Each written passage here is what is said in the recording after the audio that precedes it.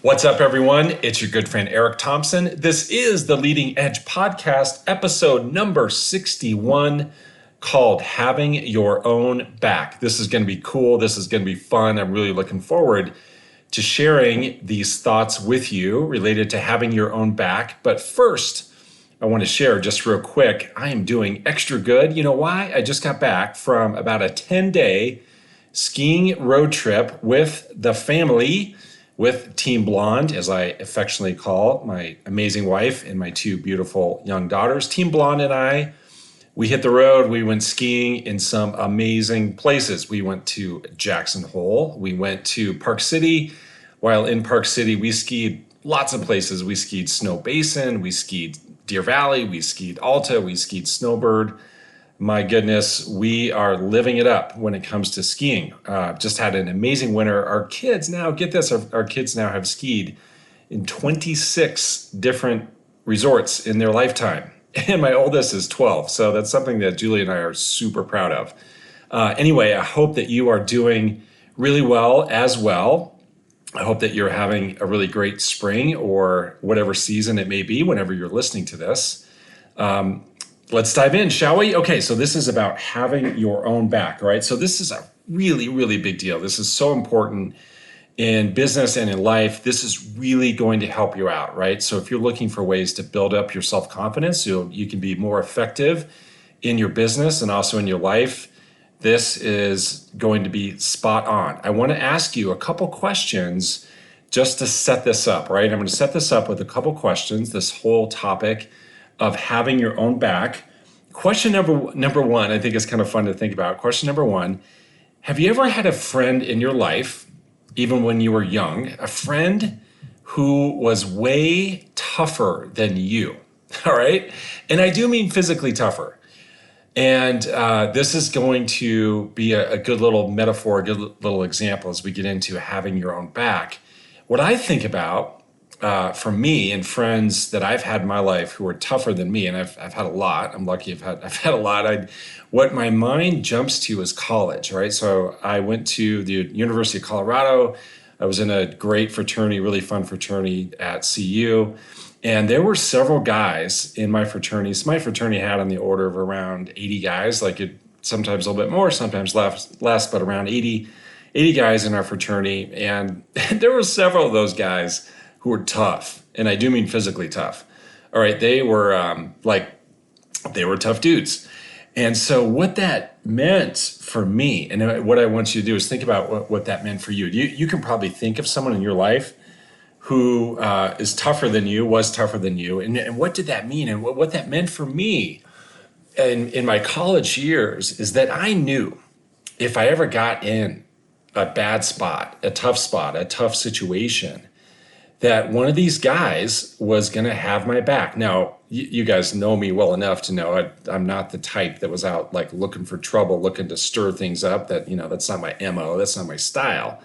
However, there were times, you think about that age and, a guy who's 18, 19, 20 years old, going out on the town, whatever, there's potential for things to come up. And again, not that I'm looking for it, but it was always nice to know. It was like this great security blanket, knowing that if I ever got in the thick of it, one of these dudes in my fraternity was going to have my back, right? Either right there in the moment or maybe later, I would have one of these guys having my back. And you can probably think of the same thing.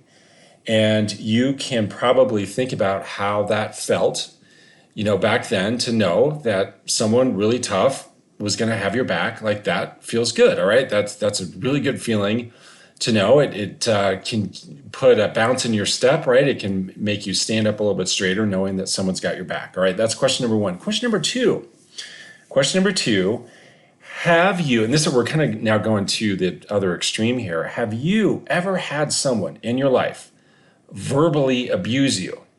Man, I hope not. I hope not, nothing too nasty. However, I'm guessing you can probably think of someone. All right, you can probably think of someone in your life who was verbally abusive. Here's what I think about for me. So now we're going to go back to high school. I just told you a little bit about college. I'll tell you about high school. So I grew up in Denver, And my stepbrother and I, one thing that he and I did during the summers, I always worked in the summer, and those jobs were always construction related jobs. All right. So I worked from a very young age. It was just expected of me. It was kind of expected in the household that I would be out working, which is great. I'm really happy for that. I'm happy that I was expected to work. That's a really good thing. That's something that we are instilling in our kids too. Kids should go to work at a reasonable age, and you learn all kinds of great things. So the jobs I had when I was young, in the summertime when I was off of school, were all construction related jobs, and that worked really well for me, mostly because I was outside and also because it was physical, right? So for me to be doing physically related things outside, that was good, all right, as opposed to being cooped up inside somewhere. That would not turn out wouldn't turn out for me, wouldn't go well for me to like be working retail when I was in high school, right? And probably a lot of you worked retail at that age, and that's awesome. That probably worked for you. That wouldn't have worked for me. I needed to be outside and I needed to be doing physical things. So here's the deal. There was one summer where my stepbrother and I worked construction. Specifically, we were on a foundation crew, right? So we're building a foundation for a pretty big commercial building, right? So we're on a crew that's building the concrete foundation for a newly constructed commercial building. And our foreman, our construction foreman, this guy was the ex-Hells Angels leader from New York City, all right? So the guy ran the Hells Angels in New York City, or at least he said, and you know what, I believe him. The guy, and think like stereotypical Hells Angel, tattooed, all the way up and down, and the long hair and kind of messed up teeth. And man, I'll respect it to anyone who has tattoos or has longer hair and all that. Like I'll respect. My only point is to just share with you, like if you're conjuring up an image, this guy is the image. Like stereotypically, it's exactly how he looked and also exactly how he sounded. So that guy would yell and scream and cuss at us all day long. Just be all up in our business, all on our back, not having our back, but just would scream and cuss. And it was horrible, right? It was just like a really terrible experience. But I wasn't going to quit. Like, there's no way I could go look my dad in the eye and say, hey, I quit this job. So my stepbrother and I, we gutted it out, right? We gutted it out all summer and kind of had this miserable existence in the hot summer sun, building this foundation, which is nasty work anyway, having this guy just berate us all summer long.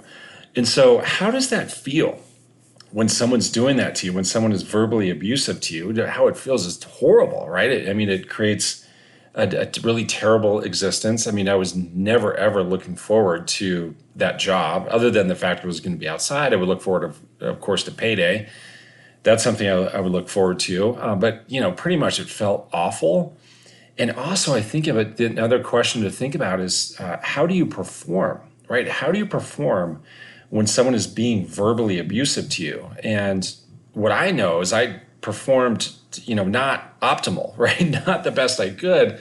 I think about, I was way more prone to make mistakes. I would screw up, right? Because it was so stressful, right? It was so stressful with this guy just berating you all day long. I was not at my best. And, I think about that for anyone. Like, you can have, whether it be a coach or kind of the stereotypical drill sergeant, when someone is berating you at that level, like, you're not going to perform at your best. So those two questions tee this up, and what it leads to, guys, under the topic of having your own back, have you ever been the one to be verbally abusive to yourself, right? Have you ever been the one to be verbally abusive to yourself? And do we at times treat ourselves just like this job foreman when I was working construction or I was building the foundation? Right? Do you ever treat yourself just like this foundation crew foreman treated me? Like berating yourself, being verbally abusive, cussing, swearing at yourself.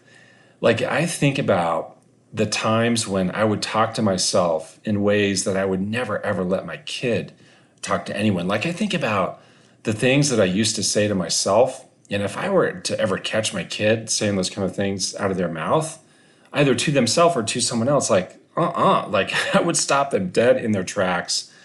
We would be having a conversation about that, right? We'd be saying, look, Thompsons don't talk that way. Like what is going on? That is not acceptable whatsoever. However, are we ever doing that to yourself? And on the other extreme, what if you were the one that would always have your back, right? What if you were that one who was the tough one having your back? Now, of course, I'm not, that metaphor was told kind of in a physical toughness sense. Now I'm talking about more mindset, more mentally tough. And what I'm saying is, what if you were the one that was always having your back in the toughest situations, that you were there for yourself no matter what? And what if you were the one that was never, ever berating yourself regardless of the outcome? That's what I'm talking about, guys. That's what I'm talking about when it comes to having your own back. So let's talk about some scenarios when this comes up, right? So when does this come up? Like, when do we find ourselves giving ourselves a hard time and beating ourselves up and not having our own back? So I kind of think about a couple general scenarios. One is there are some long-term, I'm calling them long-term kind of scenarios, and then there are in the moment scenarios. So long-term scenarios, what I mean are things like your health. All right. So your health would be a long-term scenario. Let's pretend that you're at a fitness level right now that is not up to snuff, where you're falling short. It's not optimal. It's not ideal. It's not what you would expect of yourself. And so for your health, like I think about like if you're standing in the mirror, if you're standing on the scale, like what happens in those moments, right? Are you giving yourself a hard time? Are you berating yourself? Are you shaking your head at yourself? Are you saying, there I go again. I can't believe I'm this way. I've got to change this. Oh my gosh, this is terrible. How did I let myself get this way? Right? Is that happening with your health? Is it happening with your finances? That would be another long-term kind of scenario where, it's not standing on the scale, obviously, but it's the version of that with finances would be you're pulling up your bank account. You're looking at it online. You're looking at your investment account statements, your retirement account statements, and what's going through your mind when you look at that. Are you giving yourself a hard time? Are you harassing yourself? Are you berating yourself? What about this? What about you're falling short of your income goal? All right, so you've set a certain goal for your income for the year for a number of transactions that you want to have. You're a realtor and you went into a new year and you say, okay, this is what I'm going to do. This is the income I want to make. This number of transactions I'm going to have. And now you're looking at where you are versus that. Are you harassing yourself? Are you giving yourself a hard time? Are you berating yourself? Are you all up in your business, just like the construction foreman was? So those are some long-term scenarios. How about some in-the-moment scenarios? What if you're asked to give a presentation? And what if during that presentation, whether it be live presentation or virtual presentation, what if you're kind of tripping on your words? What if you forget a part of it? What if you kind of stumble or stammer? What if you get a little bit nervous right there in the moment? And in the moment, and then also afterwards, are you just harassing yourself for that happening? Given the fact that happened, are you just berating yourself over that? How about this? How about you're meeting with a client, right? You have a big meeting with a client. It's a big seller, and maybe it doesn't go ideal, right? Maybe they hit you with some questions that you didn't expect. Maybe you find out like after the fact that you're competing, that they're considering someone else. Maybe they have another friend they want to use. Something comes out of left field and you don't handle it in the very best way. Are you harassing yourself right then? Or are you harassing yourself after the fact? You're like, oh my gosh, you idiot. Why did you say that? Why didn't you do this? Why didn't you do that? Like, are you all up in your business harassing yourself for that moment? How about a really important conversation? Maybe it's with a loved one. Maybe it's with a superior. Maybe it's with an outside broker. Maybe it's with a peer. Like, you got to have a sit down, right? You got to have the talk, and you build yourself up to that moment, and you have like scripted out how you want it to go, and yet it doesn't go ideal. And are you beating yourself up for that? Like, oh my gosh, I can't believe I said that. Or I can't believe I forgot to say this or that. Like, are you over and over in your head harassing yourself? That, guys, all those scenarios, all those examples, those are examples of not having your own back, right? So when you are harassing yourself, when you're giving yourself a hard time, when you're playing this scenario over and over and over again in your head for prolonged periods of time, that, my friends, is not having your own back. And it's so interesting how we can prolong the pain, because in the moment examples I gave you, like there's the discomfort of the moment. All right. So you're making the presentation and you trip on your words. All right. You stumble, you stammer, you forget, right? There was a part of the presentation that doesn't go ideal. So there's the discomfort of just those few seconds, like in that moment. And then there's the discomfort that we prolong in our brain, in our mind, because we're telling ourselves the story over and over and over again. We're making it even worse than it was, right? We're playing it up, we're playing it out, and we're playing it on repeat. We won't let it stop, right? And that's not having your own back. So all of that, guys, all of that is some version of I suck, all right? And forgive me for being a little offensive there, but it's all of those are some version of, gosh, I suck. And when we're saying that to ourselves, how can we ever perform, right? So just like what I talked about, this Hell's Angels guy, and the stress he would put us under, and the barrage of swear words and harassment that he would throw at us, my stepbrother and I, and how that really decreased our performance. Like we messed up a lot just because we're under so much stress, right? Think about what's happening inside of you when you're doing that to yourself. Think about your own performance based on your own harassment. And what I think about, what comes up for me, like as an example, I think about sporting events. So I love to watch sports. You guys know that about me. I love to watch sports. I love to watch football, for example. And I think about a football player who makes a mistake. And what the broadcast loves to show is that player on the sidelines, right? And isn't it so fascinating to watch the body language of that player on the sideline after they've made a huge mistake? And you can tell, even without hearing the words, all you have to do is watch them. You can tell the state of mind that they are in. And you can tell if they are berating themselves and harassing themselves, and if they're put themselves in a really negative state, like you can tell, like you can watch that. And can't you tell also that person is not positioned to perform because they have not recovered, right? They have not rebounded from that mistake. They're so in their own head. They're just so giving themselves a hard time. And you know that guy, when pretend it's a man that you're watching, that guy is not prepared to be back on the field and is not prepared to go perform, right? You can just tell. So the thing is, in this, we can keep using the sports example to really make this point. The thing is, having your own back having your own back can go hand in hand with having high standards. So having your own back doesn't mean that you are decreasing the standards for yourself. You can have incredibly high standards for yourself and have your own back. Now, recently, speaking of sports, what happened is the Super Bowl, right? So a lot of us watched the Super Bowl. We watched Tom Brady. And there were moments that Tom Brady made mistakes in that game, right? Tom Brady is the Super Bowl champion. He's won several.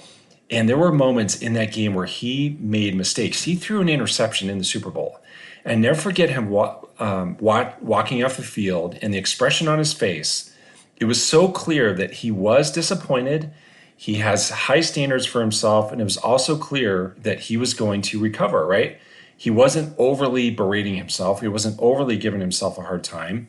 He was saying to himself, like you could like hear the words in his head just by watching his facial expression and watching his body language. You could hear the words in his head. You could hear him saying to himself, you know what? I'm better than that. That's not acceptable. I can do better. You know what? Let's get back out there and let's do better. I think another great example is Russell Wilson. He's much more overt about this. Like when he makes a mistake, or his team makes a mistake, you can watch him bounce right back. He can have words of encouragement and have high standards all at the same time. Okay, so what does having your own back sound like? All right, so let's wrap this up. I'm going to give you the specific takeaways of what having your own back sounds like. Let's use the long-term examples first, right? So long-term, things like your health, right? So your health is not optimal. You've been harassing yourself when you stand on the scale, you look in the mirror. Your finances are not optimal. When you open up your bank account online, or you look at your retirement accounts, that you've been giving yourself certain messages that haven't been effective, or your income goal, you're falling short on that. So what does it sound like? And this is how I think it sounds like. And these are things I've taught to tell myself. So these are all versions of me having my own back in these long-term scenarios. So it's you saying to yourself, look, this is not where I want it. Like, I get it. This isn't optimal. It's not ideal. It's not what I had imagined for myself. It's not what I want. But you know what? I'm going to figure this out. Like, I'm committing right now. I'm going to figure this out. And I'm so proud. First of all, I'm so proud that I'm facing the facts, right? I'm facing the facts of my health, of my finances, of my income goal. I'm facing those facts. And I'm so, so proud of that. And I'm so proud of having high standards. Like, I'm so proud of me for saying, you know what, this isn't ideal. Like, I can do better. I'm so proud of myself for saying that to myself. So what I'm going to stop doing, is harassing myself. All right, I'm not going to harass myself about this anymore, because that does me no good. There's no need to harass myself. I've probably harassed myself enough. So I'm going to move on from the harassment. And what I'm going to do instead, I'm going to look for the small wins. All right, win number one is the fact that I'm addressing this, that I'm facing the facts. That's win number one. And I'm going to have all these other small wins along the way. And I'm going to look for those small wins. And I am going to have my own back and slap myself on the back, give myself some props for going after those small wins. Here I go. I'm going to figure this out. The harassment is ending once and for all right now. All right. So that's what the long term having your own back sounds like. Now let's talk about those in the moment moments. All right. And what that sounds like. So what those sound like before you step into that moment. So before you step into the presentation that you're going to do, whether live or virtual, before you step into the big meeting with the client, before you step into the crucial conversation with a loved one, with a peer, with a superior, with the outside broker, with a client, whomever it is, the way you step into that and what you say to yourself is, you know what? I got you, right? This is you saying to yourself, I got you. No matter what, I got you. No matter what happens, no matter what the outcome is, I got you. And what you mean by that is you are promising yourself that you will not prolong the pain. So you're saying to yourself, look, if I trip up, if I make some little mistake, if I don't say the exact right thing, if I forget to say the exact right thing, what I promise myself is I'm not going to harass myself forever and ever and ever. All right? It's going to be uncomfortable in the moment. I'm going to learn from it. Yeah, sure. I know I can do better. But I promise to myself, I'm not going to harass myself for on and on and on. I'm just going to feel the pain in the moment. I'm going to move on from that. So no matter what, I got you. And that's you saying to yourself, I got you. That's you saying to yourself, I have your back. And I'll tell you guys, when you can say that to yourself, when you can be in that state of mind, when you have those kind of messages going right to your own brain, you, my friends, are unstoppable. You will be unstoppable when you can have your own back, regardless of the situation. When you can have your own back, even when over the long term you've gotten to a point that's not ideal. The way to snap out of that is to get yourself in a space where you have your own back no matter what, and get yourself moving forward and get out of the harassment. So have high standards for yourself. I shoot for optimization, shoot for what you're capable of. Have that as the bar, and stop the harassment of yourself. Have your own back. Just like my tough friends had my back in college And don't harass yourself like the guy I had when I was in high school, when I was working construction. Stop doing that to yourself, because all you're doing is you're messing yourself up. You're not giving yourself any chance to succeed. So guys, have your own back. So that's your lesson, guys, here in episode number 61. I hope it was helpful. If you want more help, if you want more coaching like this, you got to go to alphastateclass.com. There's some really cool stuff there for you to check out. So go to that website, alphastateclass.com. You can learn more about my membership program called Alpha State, where we keep ourselves in an optimal state of mind always, so that we can always be at our best and always make our very best contribution. Thank you so much for engaging with this podcast. It means the world to me. I look forward to seeing you on the next one. In the meantime, enjoy life on the leading edge.